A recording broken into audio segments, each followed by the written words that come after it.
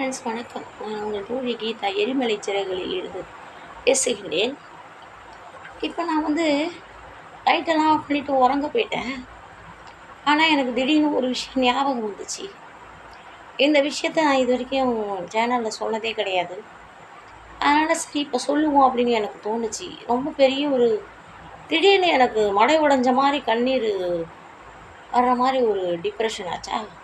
சரி சொல்லிவிடுவோம் 4 பேர்கிட்ட. நம்ம மனசில் இருக்கிற பாரத்தை நம்ம இறங்கி வைப்போம் அப்படி சொல்லிட்டு ஒரு சினிமாவில் டேய் ஏன் அடிக்கிறேன்னு சொல்லிட்டு அடிங்கடா, காரணத்தை சொல்லிட்டு அடிங்கடா, காரணத்தை கூட சொல்லாமல் அடிக்கிறீங்களேடா அப்படி சொல்லிட்டு ஒரு காமெடி வரும் இல்லைங்களா. அது போல் ஒரு விஷயம் நடந்துச்சு என் லைஃப்பில். 2003 வாக்கில் எங்கள் சகோதரிக்கு திருமணம் நிச்சயிக்கப்பட்டது.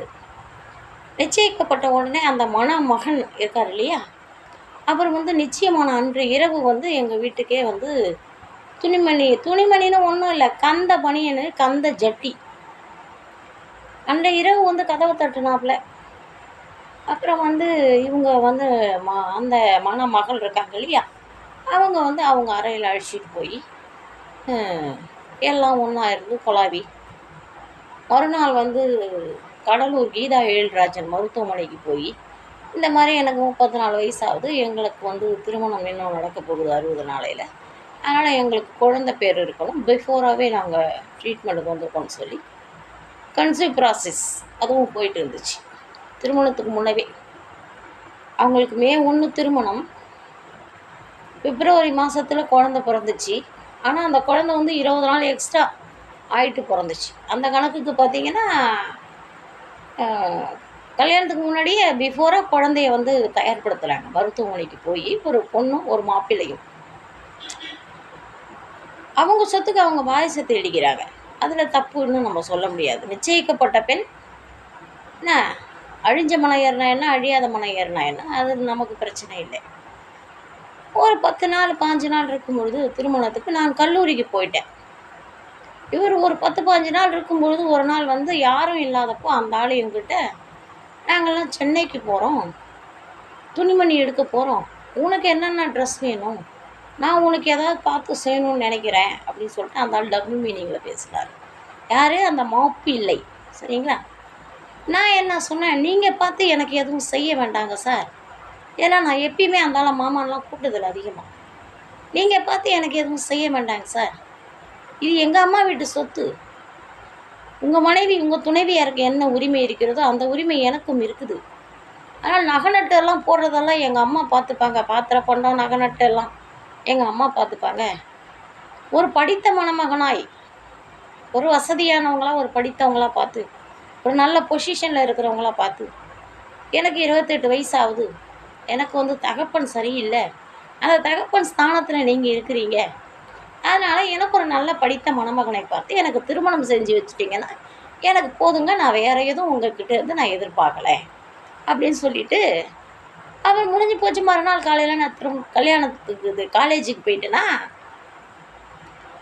அன்னைக்கு இந்த ஆள் 9 மணிக்கு சாப்பிட உக்காந்தவன் எங்கள் அம்மா கிட்ட, நிச்சயம்தான் ஆகிருக்கு, கல்யாணம் ஆகலைங்க, அவன் என்ன கேட்டிருக்கான் எங்கள் அம்மா கிட்ட, என்ன பொண்ணு வளர்த்து வச்சுருக்க, என்கிட்டே மாப்பிள்ளை வேணும்னு வெளிப்படையாக கேட்குது, இப்படியா பொட்டை பிள்ளைய வளர்த்து வைப்பாங்க அப்படின்னு எங்கள் அம்மாட்ட கேட்டிருப்பான் போல இருக்கு.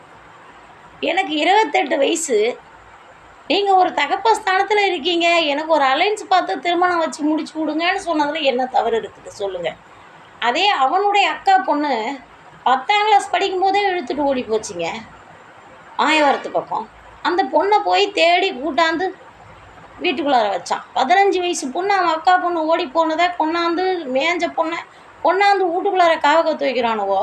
28 வயசு மச்சின்ச்சு, ஒரு மாப்பிள்ளை பாருங்கன்னு சொன்னதை ஒரு பெரிய குற்றமாக எங்கள் அம்மா கிட்ட கேட்டு, சாயங்காலம் நான் கல்லூரியிலேருந்து உள்ளார காலையிலேருந்து சாப்பிடாம போவேன்னா பசி கொலை பசி நுழைஞ்சதும் எங்கள் அம்மா பெரிய தொடப்பத்தை எடுத்து வச்சுட்டு உட்காந்துருந்தாங்க. எங்கள் அம்மாவுக்கு என்னை தொடப்பத்தால் அடிக்கிறதுனா அலாதி பிரியம்.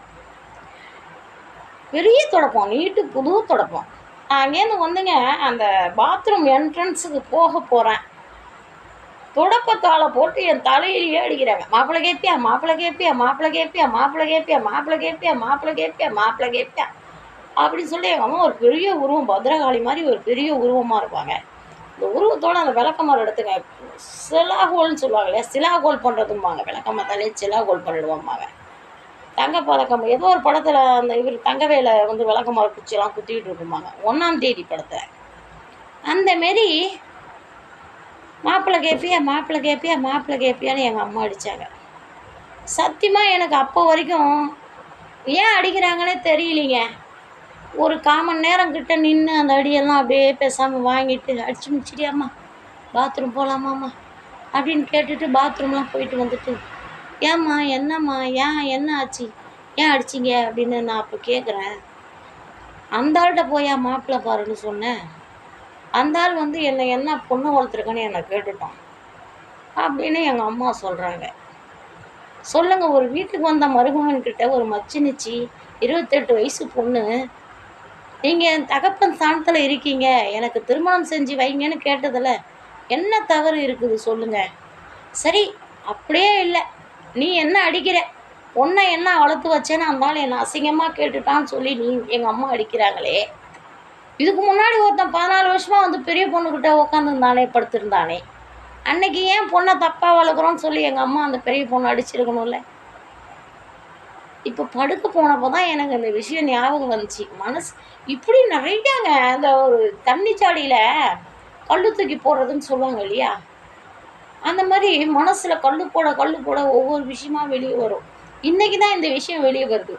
காரணம் தெரியாமல் அடி வாங்கிய காலங்கள் பல என் வாழ்க்கையில். என் நண்பர்களாகிய உங்களிடத்தில் நான் பகிர்ந்து விடுகிறேன். இன்றைக்கி என்ன பரவாயில்ல, நான் அழுவாமல் பேசுகிறேன். மாத்திரை போட்டுட்டேன், தூக்க மாத்திரை, அதனால் ஒரு அழுவாமல் பேசுகிறேன்.